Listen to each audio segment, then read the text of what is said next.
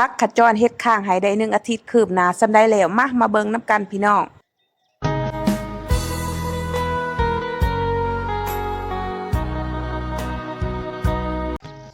เวลาผ่านไป1 อาทิตย์หลังจากที่สตุกได้เฮ็ดข้างให้ดอกพักขจรสตุกจ้ะพี่น้อง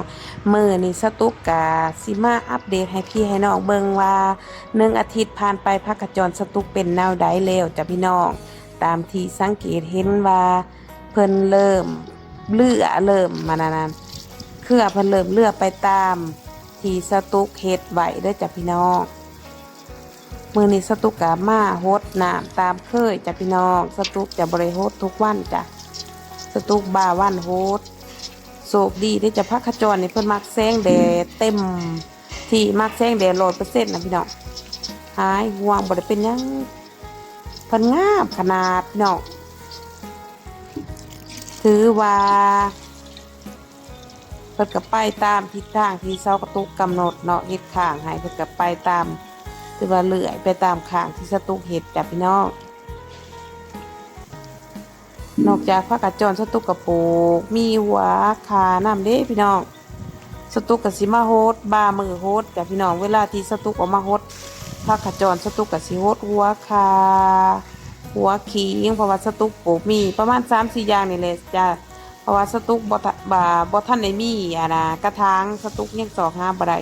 มีหัวขาหัวขิงหัวตะไคร้สตุกปลูกใส่ในกระถางอย่างละเล็กอย่างละหน่อยเด้จ้ะพี่น้องเพราะว่า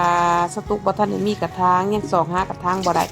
แล้วคันสิปลูกลงดินก็ปลูกลงดินบ่ได้จ้ะพี่น้องเพราะว่าดินสตุกมันแข็งมันเป็นดินก้อนหินฉะนั้นสตุกต้องปลูกใส่กระถางแล้วก็หาดินมาจากบ่อนอื่นมาใส่ถ้าปลูกกับทีเลยปลูกลงดินเลยกับปลูกบ่ได้ดินบ่อนนี้มันเป็นก้อนหินสตุกปลูกได้แต่ต้นไม้ใหญ่ปลูกลงดินแต่ว่าก่อนสตุกสิปลูกต้นไม้ใหญ่ลงดินได้ก็บ่แม่นง่ายสตุกคนหลอดตายเด้อพี่น้องก็สิประมาณนี้เด้อจ้ะพี่น้องมื้อนี้สตุกมาอัปเดตความคืบหน้าว่า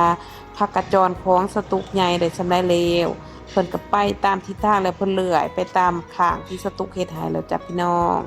สตุกดีใจแห้งพี่น้องสตุก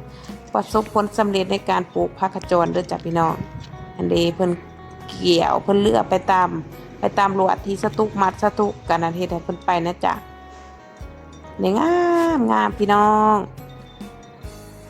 เกือบสมมุติว่าสตุกเฮ็ดข้างบ่ทันเด้พี่น้องคันสตุกเฮ็ดข้างบ่ทันนี่เพิ่นบ่ไปตามนี่เด้พี่น้องสตุกเฮ็ดข้างบ่ทันนี่มันไปตามดินเลยได้นี่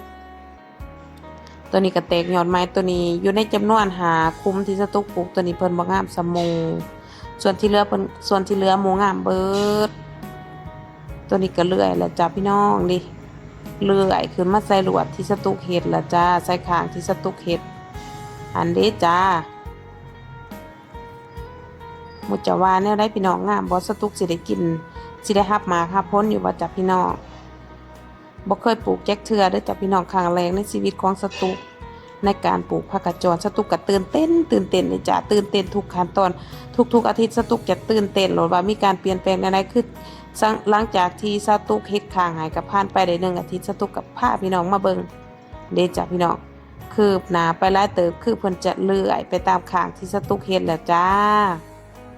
ตัวเพิ่นงามแฮงแม่นเพิ่นจะเลื่อยขึ้นได้หลายแล้วเด้พี่น้อง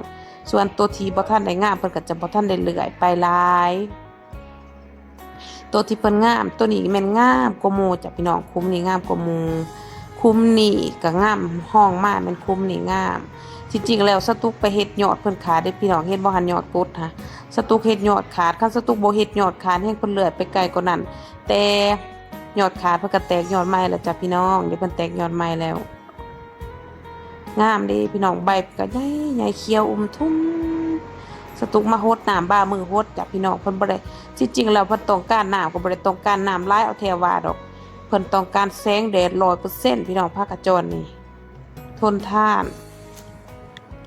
นอีกแล้วก็บ่ได้ขาดน้ำพี่น้องบ่ามือโฮดนี่บ่ขาดน้ำพี่น้องผักกระจรมักแสงแดด 100% แล้วก็สำคัญคืออยู่ในคุมบ่เฮาปลูกในต้องใส่สำคัญเฮาปลูกหน้าดินเด้อพี่น้องสำคัญเฮาต้องปลูกใบไม้เด้อจ้ะพี่น้องแล้วเพิ่นจะทนทานขนาดพี่น้อง